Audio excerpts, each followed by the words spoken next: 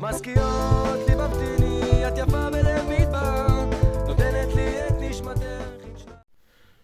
Shalom et mes chéris, ce Shabbat Be'ezrat Hashem, Parashat Beshalach, c'est-à-dire la paracha où Pharaon expulse le peuple d'Israël. Bien entendu, nous étions très heureux de quitter en fin de compte l'exil pour commencer l'itinéraire vers le pays d'Israël. Bon, ça va prendre 40 ans, mais quand même, on est sorti d'Égypte. C'est déjà pas mal, c'est une très grande étape dans notre existence, c'est un fait historique en fait. Donc, Be'ezrat Hashem, on va parler de le schisme de la mer morte, le schisme de la mer des Joncs, la mer Rouge.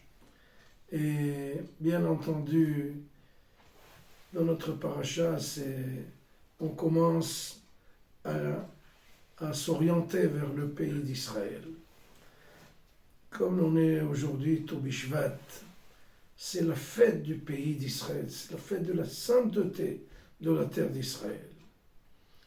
Et il y avait un admor très très très connu, très reconnu mondialement, Rabbi Avraham Dov mi-Avrich.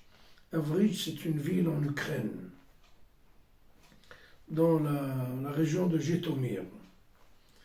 Et il y avait un émissaire qui est venu de Eretz Israël pour parler du peuple du pays d'Israël, pour que les gens qui étaient vraiment fortement dans l'exil pouvaient retourner vers Israël. Il y a quand même 220 ans, c'était pas une très bonne période. Bon, c'était les Cosaques, les oppressions, les pogroms.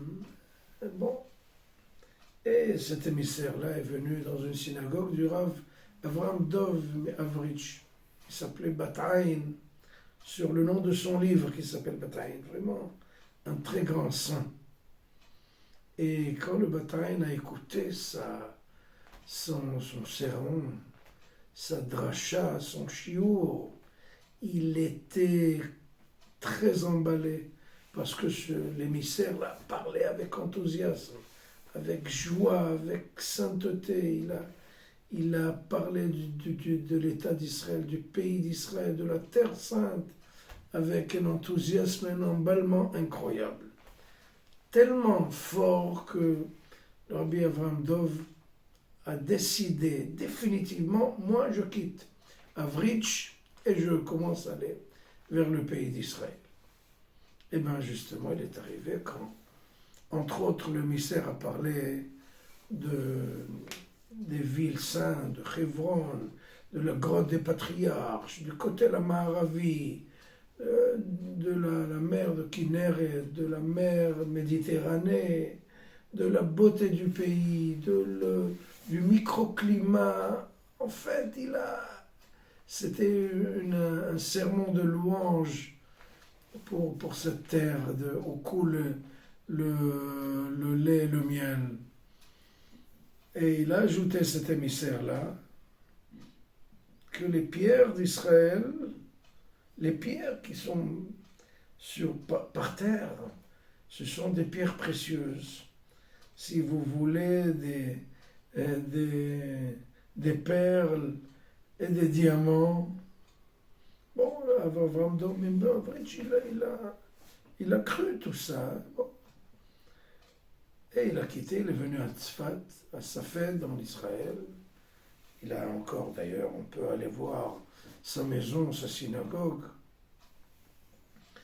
Et tout ce qu'avait dit cet émissaire était vrai, c'était précis. Seulement, quand il a regardé par terre, il a vu que c'était des pierres. Des cailloux, comme tous les cailloux, des pierres. C'était pas des pierres précieuses. Et il s'est dit, tiens, ce messager-là, il nous a dit des bêtises. Un jour, il l'a rencontré. Il a dit, écoutez, c'est grâce à vous que je suis venu en Israël. Et tout ce que vous avez dit était vrai et précis. Seulement, à propos des pierres, c'était pas exactement ce que vous m'avez dit. Vous avez dit que c'était des pierres précieuses. Il lui a dit, monsieur le Rav, ça dépend des yeux de celui qui les regarde. C'est des pierres précieuses. Seulement, il faut avoir le niveau spirituel pour voir que c'est des pierres précieuses, des perles et des diamants. Et le Rav Doverbridge, ça l'avait complètement bousculé ce qu'il lui a dit. Il s'est justement sanctifié, purifié, il s'est enfermé pour étudier la Torah pendant quelques années. Un jour, il sort dans sa véranda et voilà qu'il voit que les pierres, c'était des diamants. Donc ça dépend du regard. Et c'est vrai, il a fait une grande séouda à ses adeptes.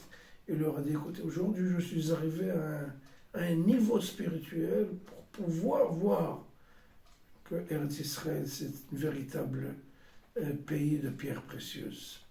Bezrat Hashem, il faut avoir ce regard-là. Shabbat Shalom, voilà.